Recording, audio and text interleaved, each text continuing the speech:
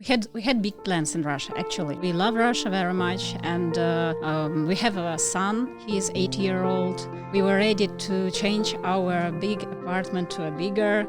I was nearly ready to sign the contract. All this stopped, and children drawing letter Z in art class. For those who don't know, letter Z means war operation in Russia, and this ruined all our hopes to stay in Russia.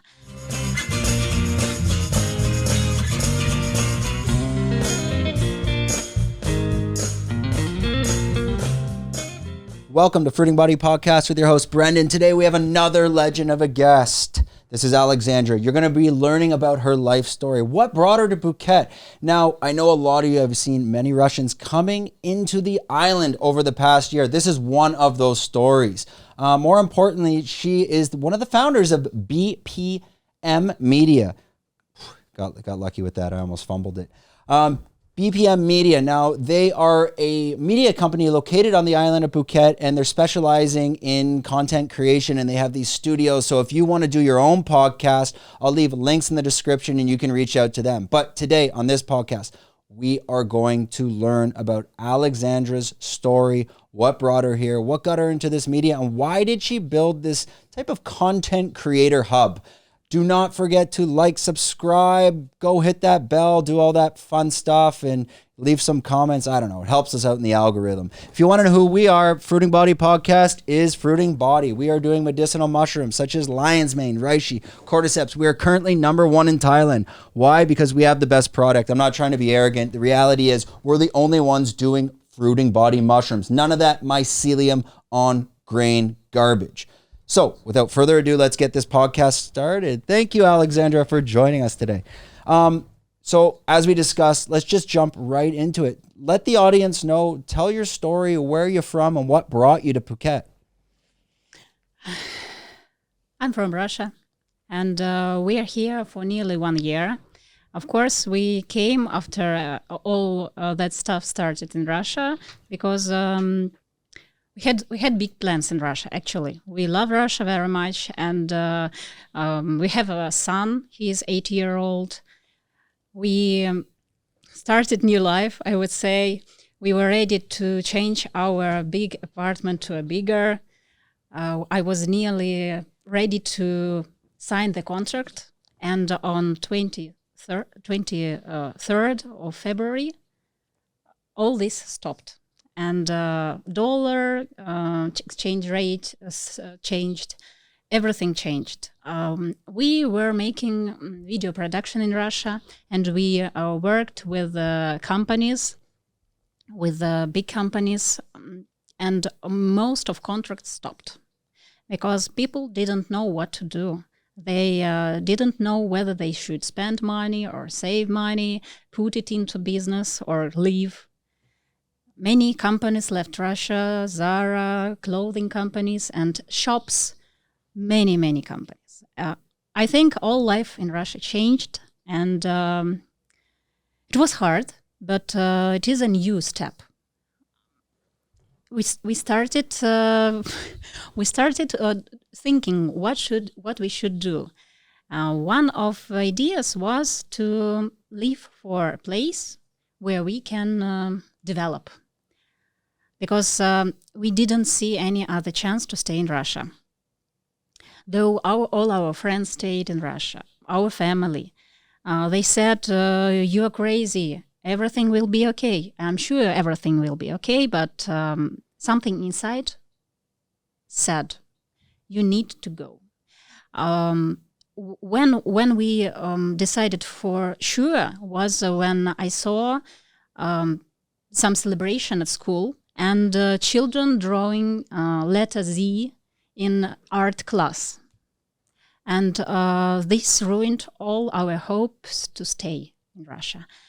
As for our education for our son, we always tell him that all people are equal. And we want him to be open to the world. What? Sorry, if I interrupt there, why letter Z? Was it just the art got boring, or is there a meaning behind that? No. If for those who don't know, letter Z means war operation in Russia, support of war action, and teachers are told to support all this in children's mind. It is all about government program that builds new people who will be very convenient to the government of Russia, and I don't want to be a part of this. So we sold some of our belongings and we left. How we have chosen Phuket? Once I have been here about 12 years ago, and when I was in Wat Chalong, I thought people who can see this place every day, they are lucky. And now I'm here. I live 500 meters from Wat Chalong. We have a beautiful village, and I'm really happy here. We were choosing from Philippines to Phuket, to Thailand, and we just tossed a coin. Our child tossed a coin, and we are hopefully here. So I think that's a good coin toss. Philippines, it's nice, but it's a bit dangerous there. Yes, but it's connected with the language. I thought it would be very hard to communicate in English here because nobody from my family can speak English, at least like me. And it's cheaper. At first, what we thought, Philippines is cheaper. We have been there, beautiful nature. Russians also are present there. But now I understand that our plan was better because when you choose a place with more expensive prices, with tourists coming here, spending here their money, you can get more. You don't need to save to get more. Yeah, more opportunities. More. Now you've been here almost, you said about a year, right? About 1 year. Do you have that option to go back to Russia, or you're never going back? We always have an option. You can always choose what you want, but we want to stay here. Now it's our home. We started a business here. As for business, I want to tell some words. When you come to a new place, you have big expectation. You have a plan, but sometimes your plan is ruined. And sometimes it's good. When bad things can bring you better things.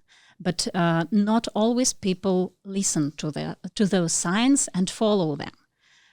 When we were coming here, we thought that we will do marketplace shooting, maybe work with hotels. But after some examination and visiting hotels, talking to them, I understood that hotels, they mostly use media from influencers. They give room and you give content, and they don't need super professional content like we can provide. As for marketplace, it's a good business, but it doesn't inspire. It doesn't give ignition in your eyes. And then we met Russian community here. It's very big. A lot of people change their location to Phuket. They come, they leave. Some of them stay, some no.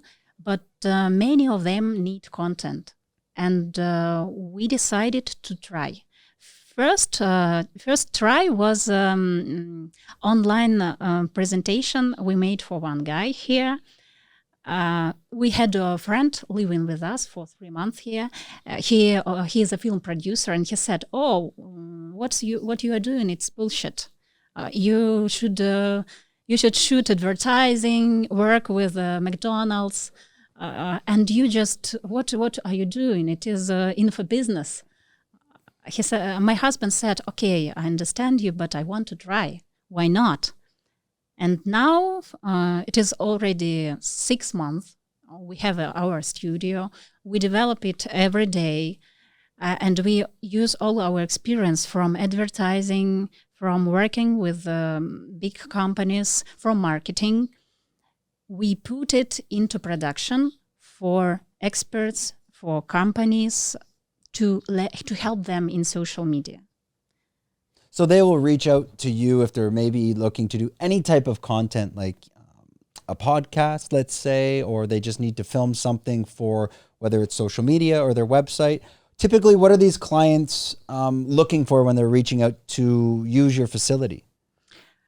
Mostly they need content to sell something online. Mostly it is an online course or some mentoring, coaching. And if you work online, you need to be present online. If you want to sell for a good price, you need good content. Very good, and your positioning will change if you use good production. That's for sure. And that's what we promote. I am a marketer. Actually, I have worked for 10 years as a photographer at wedding. And why I quit was because I understood that wedding is also marketing, where bride sells her wedding to her friends. And it was a great disappointment in my life. And I understood that I would rather do fair marketing than this. And I stopped this. Then I started marketing a lot. I did content for companies, worked offline mostly. And here I can use all my knowledge to help people to understand what they need, what they want. Because many people come to our studio, and they are said, you need this and this and this, but they don't understand why they need this.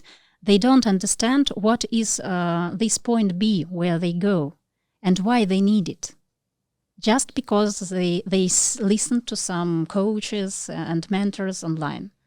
Yeah, sometimes you don't want to spread yourself too thin.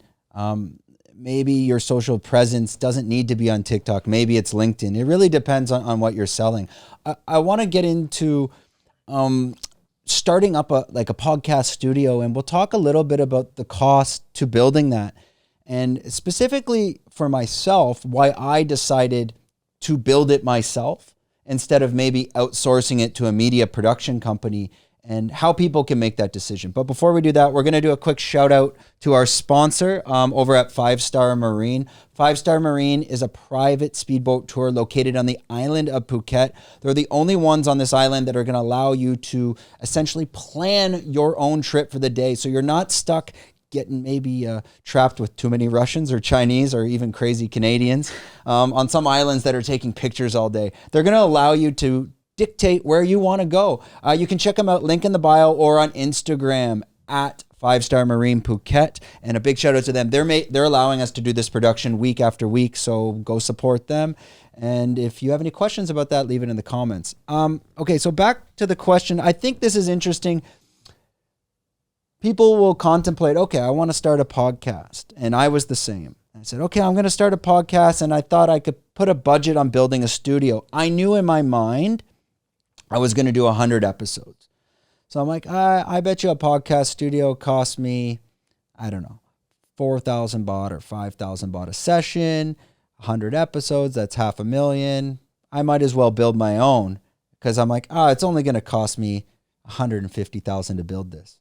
No, that budget was terribly wrong. And when we started building it, the reality was all the equipment here and everything you see in here was probably 500,000 baht. The price just got crazy. I mean, obviously the arcade, the cameras and stuff like that. When you decided now getting away from like traditional marketing and going into creating like this content creator hub, this now your own studio, the costs, it's not cheap. So can you talk us about that business idea and how you actually ended up putting that together? Because there is a little bit of risk attached to that. That's true. There is a risk, but if you don't take risk, you get nothing. At least you need to try. As for us, we are freelancers. We are not entrepreneurs, actually. But here we have a community that helps us to develop this thinking. And we decided to try to help other people using what we can do for them. As for the cost, when we came here, we sold our flat and we had some money, though the exchange rate for dollar was terrible. It was like lose of a lot of money. But we put something into studio, and every month we buy something new. We want to develop it. I think now it is about $15,000.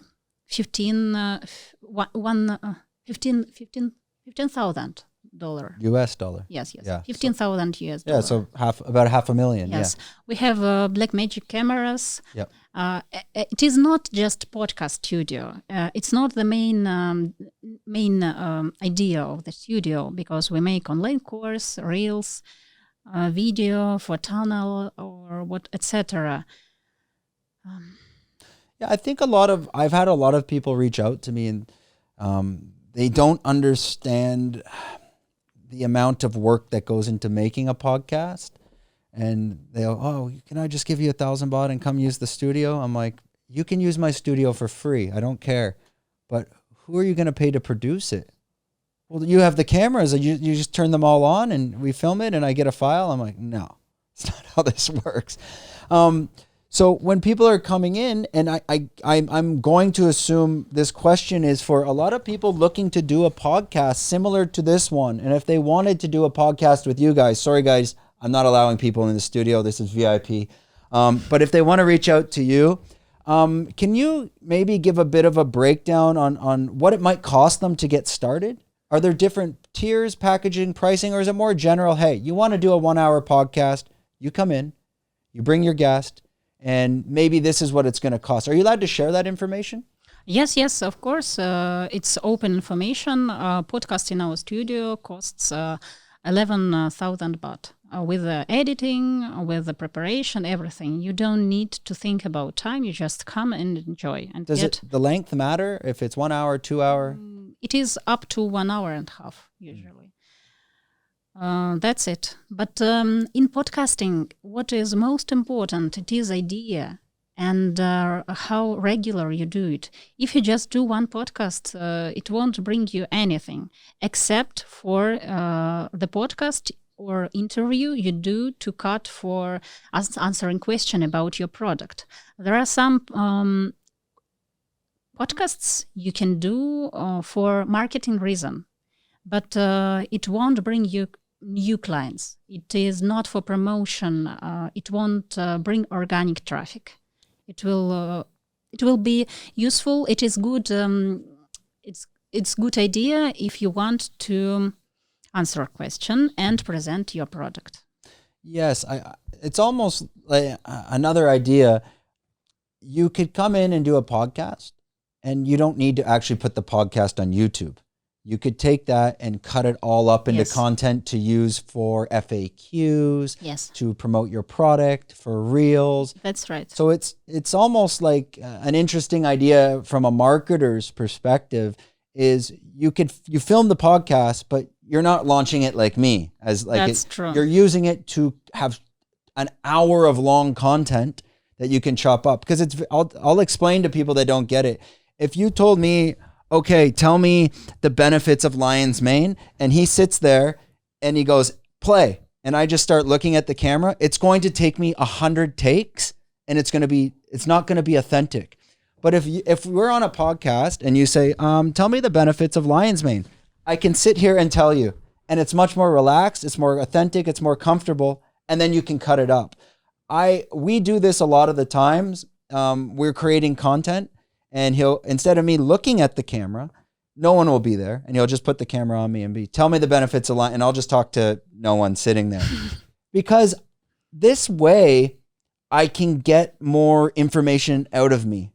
But if you write a script and you look at the camera and you go, the benefits of Lime is it's very difficult, very, very That's difficult. true. And it's not authentic. What happens is, I find, is you're talking and you're thinking.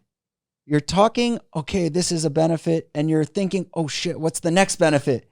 And now you just don't look comfortable anymore.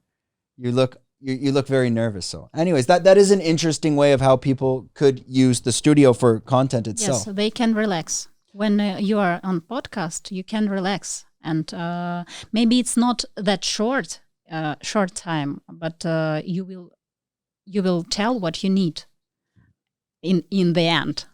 But you will look relaxed. Many people cannot talk to camera at all. They cannot look in camera and talk. But podcasting help a lot. Yeah, to get your idea out, and you can use so much of that content for your website. And we're planning to do that. So, you can go, what is Fruiting Body? Who are they? I'll just take a clip from the podcast and put it there. I don't need to talk to you. Much easier to do this content.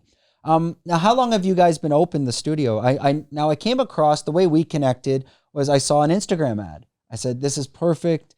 I explained to Alexandra before, I'm kind of going through a podcast slump where it's like, okay, I have to do one every week, but it's tiring when you have so many other things to do. I saw your Instagram. I reached out to you. I said, oh, when you have fellow podcasters, it's very easy, the content. It just flows. We're comfortable, no problem. So now that business, how long has that been open, and how has the reception been? You're getting clients reaching out, things are doing well, or still going a bit slow? Of course, there is low season and high season, and we understand it for sure. When it was high season, we had more clients, of course, than now, and but we didn't have time to think about our business, what to do next. We were just shooting all day long, our team was editing all the time, but now we have less client, and we could have a chance to stop and think what we should do next, and what we should do the next year when there is a low season. And now we are absorbed with the idea of YouTube. It is in every cell of my body. And we help people to promote themselves with YouTube. We are trying to find a new team for editing YouTube. We have some clients to promote them through YouTube. I discuss with them all ideas, and even if your channel is small, you can get good money from this. For example, in real estate, even if you have 500 subscribers, you will get good money. And that's what we are going to do. We are here. Our studio is open for 6 months already. And I think it is the best studio in our home. Yeah, I don't think there are there other competitors out here. I saw one in Bangkok. Some friends were filming there. There's more studios popping up in Bangkok. I haven't seen really any around Phuket though. There are studios, there are videographers and companies, but there is no combination. They are traveling from place to place, shooting around. Most of them even don't have a work permit. Most of them, I think 99% don't have. And I think that helps us to stand out, because we are legally working here. And it's very important for me to support this country. Yeah, and also you want to make sure you can stay here and not have any problems. Same on our side, doing everything the right way as well. I actually saw I think there's a quite famous Russian YouTuber that opened up it's like a sauna cold bath. It's called like KESR or something like this. It's up here in right around Cherntalay. I'll check it out. I'll show you later. But I checked him out. It was more I checked out, oh, interesting. This is a hot sauna spa, blah, blah, blah. I actually reached out to him initially to be like, hey, come on the podcast. I love what you're doing. Come on. And then I looked a bit deeper, and the guy's got 500,000 subscribers on YouTube. And he's, just up the road. But he didn't come? No, I meant to follow back up. Sometimes when you're reaching out to people to be guests, the schedules don't align. I'm in Bangkok. Okay, I'm back. Well, now I'm in Bangkok. And then sometimes when that happens, you're like, oh, I'll try in a couple months. And actually, I just remembered I should send him a message again. And this happens. It's very difficult podcasting in Phuket. One, a lot of the guests, as we discussed, are in Bangkok that I would love to have. And two, a lot of the guests that are here are never here. You try to reach them and then they're gone and then they're back, and you're running around a lot as well. On your side, I saw you did a podcast with a stuntman. Now, was that you doing the podcast, or how did that work? It was our client. She came to try this. And she came actually with two clients. She made already 2 podcasts. It's about marketing podcast, marketing and future. And it was not our podcast, just our client. But I think it's very important, if you start, you should go on. 2 podcasts won't solve all your problems. It is just the beginning. It's just a try when you decide to go on or just stop. Because I understand how much time you spent for this podcast. Finding people, promoting it, talking to your team. You need to understand why you do it. Every time, every week, whatever you are doing, you need to give podcast to people. Yeah, you have to have the passion for it. I think, like I said, the past month I don't want to do the podcast. It's not that I have so much more work to do that like I need to get that done, but I still week after week I have to do this. I kind of explain it like I don't want to go to the gym every day too. I don't want to eat healthy every day too, but you have to. So that's kind of how I look at the podcast. And then some months I love to do it, and then other months, it's like, I'm not in the mood because I have so many things to do. But anyways, on your side now, these people reaching out to you, they want to do 1 podcast, 2 podcasts. What I can say is you need to probably do 200. That's true. I'm only at 100. If you look at the most famous podcasts out there, forget about Joe Rogan, but okay, I'll talk about one, Impulsive. I think they're probably top 10 in the world. A lot of the podcasts took about 2.5 years to get famous. And so you're talking 200 episodes. That's where my head's at. I don't look at any data that I do. I take it, I post it, I walk away. I don't watch it. I don't care. We know how to produce it. I know the keywords, the titles, the thumbnails. It's great. And that's it. I leave it. I don't look at any of the data. I kind of set a goal. When I hit 200, if this doesn't take off, I might think about it. But I'm not even close there. So another 2 years, maybe. I think you have to do it for a podcast is not like a YouTube channel, like a vlogger. A vlogger can blow up in 1 week. A podcast, I think it can take 2, 3, 4 years, maybe. It's a long way. It's a very long way. That's why we don't do it. It's a very long way. But once you hit it and you're going, you've built such a strong home, the foundation. So once it does take off, you have so much content behind you that I don't think it does this. I think you just keep growing. And I noticed that with my podcast, I can look at the data, and that's the only thing I'll look at. It goes like this, slowly, but it never does this. So that's the interesting part of that. On your side now, you're working with Blackmagic cameras. These we're just using I don't even know what these are. Sony A7, A3? Oh, A7 Mach 3. Yes. I don't know why we decided on those.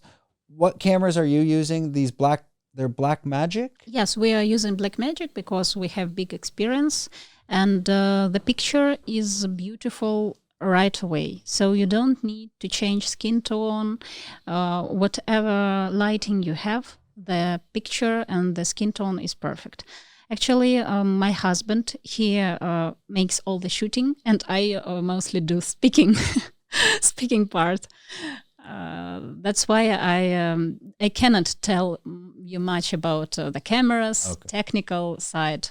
Of course, I understand, but I am not professional. That's the technical side I refuse to learn. I have so much in my head of other stuff. I just, let's have the team handle that. We use the Black Magic switcher, and that just allows us, so as you're aware, the post-production is not as intense. And those, just so people understand, like the switcher's 20,000 baht, but if you did 10 episodes, the amount of editing you would have to do, you have to get this. It's a no-brainer. Then we use the Rodecaster. I think we got pretty lucky buying equipment because when I started this, I didn't know anything. I still don't know how to turn the camera on, honestly. And I was a bit afraid, like, I don't want to buy the wrong equipment because this happens, and then you have to go buy the right one, and it just costs more money. I think we did okay. Okay, so on your side, I want to come back to leaving Russia and now living in Phuket. Is there? I don't know if we have to be careful talking about this. So what I've heard is a lot of the people that left Russia because they may have had to go to the army. Was that the case or no? Yes, that was the case, but we left before all this started. We just were waiting for this. We knew this will happen, and we were lucky to come earlier. Our son started school in September 1st, and that's why we came in August. And all this started in September, and we are lucky to spend much less money for the ticket. Because many of people I know, they spent huge amounts of money to buy last tickets to live somewhere, anywhere in the world. Many people left everything and traveled by foot or car or taxi to Kazakhstan, Tajikistan, and others. Just to fly out. Just to fly out, just to run away, just to stop everything from the beginning, to start for everything from the beginning. Was there like a cutoff date, like a date? I think in the U.S. they call it, the army calls it the draft, which means the Russian government can say, no, you need to go to war. And you left before that happened. Yes, we left much earlier. So now in Russia, people that are still there, and if they're told they have to go to war, do they have to go? Yes. If not, you go to jail, right? We have some online service. It is called Gosuslugi. And there all your documents, all your belongings are registered. You get some documents from there. You can register, apply for documents, and you get them with the help of this site. So this site knows everything about you, where you go, or what car you have, if you paid all your taxes. And now this site can send you invitation to the army. And even if nobody gave it to your hand as before, so many people, they left houses, and if they are not given this invitation in their own hand, you may not go to army. Now this site Gosuslugi can send you this invitation, even if you didn't open. It's clear that you have received it, and that's it. Could your husband, could he still get that? Yes, he can, but he cannot go to army. So is that legal? That's okay, because he can say, hey, how can I come? I'm in Phuket. Or is there? I don't know. Okay, well, it's interesting to know, like, because then you don't know, like, if he gets that while in Phuket and he can't go, what happens when you go back to Russia? You get in trouble, or? Probably yes. Yeah, probably interesting. Yes. Now I know Phuket's a very interesting place, and not just Phuket, Thailand, and I'm sure Bali and places like Koh Phangan. The Russians here, they have their own world. for an English speaker that's not Russian, we don't know about this world. Can you talk a little bit about the Russian community and what's really going on in there? What's it like? Is it full of support? Is it, I'll let you speak on that. Okay. When we came here to Phuket, on our second day here, we decided to visit a meeting of Russian business community. There were only 25 people in this breakfast. So it was my first time visiting such community, and I was hoping I will work with not only with Russians here, but now we work mostly with Russian. The community was growing, and it is absolutely full of support. Absolutely. When there was high season, about 300 people came every Friday, and they were communicating, networking, finding new friends, what to do, where to go, finding even workers for their company. It's very supporting. And when you leave your house and you have new family, it's like having new family, people who support you, people who speak your language. We have a meeting every Friday here, and now Julia and Kirill, they are heads of this community. They build co-working for Russian community. Of course, not only Russian can come there, but books will be in Russian, shows will be in Russian. It is in Chalong area. I think it's a great idea. Of course, it's great when some part of your home comes with you to a new place, and it was like that. That's why I don't miss my friends too much. Of course I miss them. I miss my family, but here I have new community and new friends that give you this feeling that you are home. Are there many meetups like this, or is this kind of a single type of meetup? Meaning, you're talking about 300 people meeting on a Friday, but are there other groups? Like, how many groups of Russians are meeting up around the island? There are a lot of groups, girls meeting. Sometimes I attend them. Meeting of info business, also crypto meeting, all in Russian. Meeting for games like Mafia, etc., cash flow. Many meetings. Even some relaxed meetings, or maybe yoga meetings. And maybe any Russians watching this now, I'm sure they know how to find it. How do they find out about these groups? Is it through Facebook? Is it word of mouth? All Russians use, of course, Instagram, but mostly Telegram. Telegram groups, There are a lot of Telegram groups that give you information about this. For children meeting, girls meeting, men meeting, business meeting, whatever. Many groups, and it is also a good source of money for those who own those groups. And to find that, are you searching on Telegram, or you would need to be invited? You don't need to search. You will be invited even if you don't want. Okay, interesting. Maybe I can sneak into a couple of these Russian groups. No, I'd have no idea what they're saying. If you want to attend some Russian meeting, I can invite you and even translate for you. Because I have one friend, Carrie, she's from Switzerland, and she visited a Russian meeting.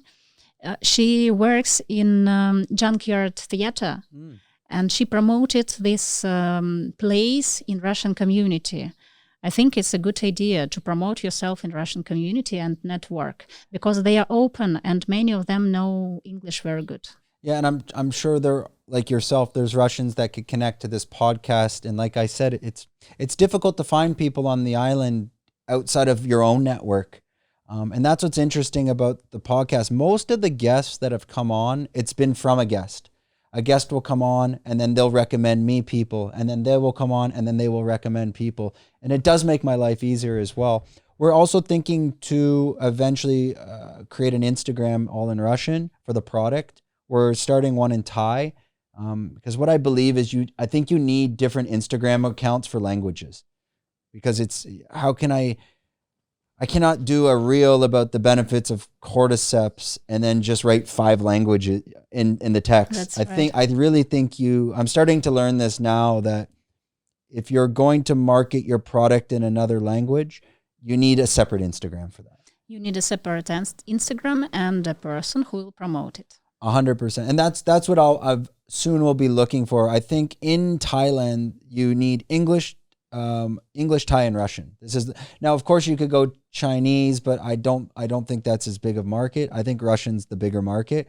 That's kind of the plan. And then again, like maybe I need Russian speakers on here in my studio talking about lion's mane, and that's a whole other piece of content as well. I think that's probably the plan in maybe 6 months. I want to get comfortable first in the English, like make sure that this wheel is working properly, and then it's kind of a copy paste. Okay, let's try this, and who is the me in Russian that can explain this? That's true. When you have a good experience, you can put it to other languages. Do you offer that type of service? And that's what's fun about this podcast. You get free consultation service as well here.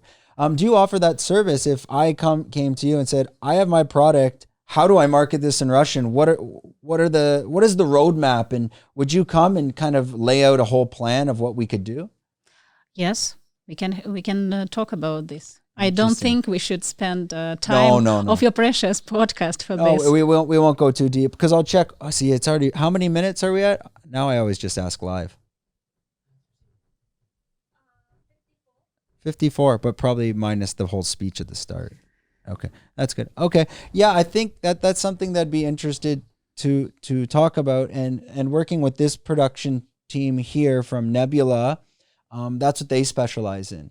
They help expats, English expats or Russian, but let's say in my case, English expats looking to penetrate the Thai market. And that's our next step. So first we had to build it for the English market, see what works, what doesn't work. And now the next phase is they're going to literally copy and paste it into a Thai Instagram. But where your service could come in is like, now we can copy paste that into a Russian Instagram. Obviously they can't do that. So it's very interesting for anyone similar to myself selling products, not just in Phuket, in Thailand. If you're looking to get into the Russian market, maybe BPM Media is the answer. Why not? Why not? Okay. We're going to end it on that note. That's my own little call to action there. Again, this is not sponsored by BPM Media. I legit reached out because I'm like, I want to talk to fellow podcasters. And as you're talking, these ideas they come to fruition. They come to life. So I'm going to pass it over to Alexandra, and she's going to let you know exactly. She's going to look right into the depth of the camera and just let everyone know where they can find you and how they can connect with you. We'll put all the links in the description. Okay. This one right there. Okay. Our studio is situated in Chalong area. And if you need some social media content, maybe you need to record your online course, or you need reels or whatever, or maybe you don't know what you need, actually, we can help you, because we connect marketing and video production to help business to grow and grow your sales. Perfect. And how they can find you on Instagram? If you are looking for us, just put BPM Media Phuket, and you will recognize my face. My smiling face will show you the key. Okay. And what I was thinking as well, do you want to do it on this? We don't cut. This just keeps rolling. Do you want to do a second take in Russian? Because after I can give you the whole video file, and then now you have you get my idea? No. Okay. No. Sorry, Russian's not for you. No. I'm interested in English people also. We have English-speaking clients now also, but not so many. Probably because our Instagram is mostly in Russian. Yes. And that's why we have it in our strategy to change some videos to English. Will you make a second account or kind of keep it in one? We already have second account. It is all in English, but we have no chance to grow it yet. Yes, Yeah. yes, to follow both accounts. This is, if people don't, it's time when you, if It's you're time not, consuming. if you're not in the media game, like even for myself, like we have Fruiting Body podcast and now Fruiting Body Mushrooms. I can't even look at my personal account. I gave access to my girlfriend downstairs. I'm like, can you please just do something with it? That's right. It's very difficult to manage multiple accounts. But also, we need different content for two audience, because Russians need one thing, and English audience, they need other. In Russian, girl should be absolutely perfect, absolutely. For English audience, a girl should be natural. So different target audience. And how they speak to the camera and how they're marketing it, there's a certain look and feel. Russians, they don't show emotions too much, or sometimes they show.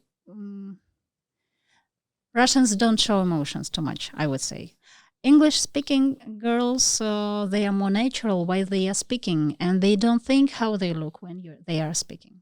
So what happens if the Russian girl is marketing in Russian and breaks the mold and acts like the English speaker? Would that not work well for marketing? That will work well, but other girls who are attracted may think that they don't want to be like her. I get it. You have to speak to the audience. You have to represent them. Yes, yes. Awesome. I think we could probably go on a whole episode of the difference between Russian and English marketing alone. I don't know how long this went on. We're trying to keep them lower. Podcasts are not easy to do in short time. So hope you enjoy. That wraps up another episode of Fruiting Body Podcast. Let us know what you thought in the comments. Any questions for Alexandra? I will leave links in the description so you can reach out to her, especially if you're looking to do your own podcast and even penetrate the Russian market as an English product, which we'll discuss later. Okay, thanks a lot, and we're out.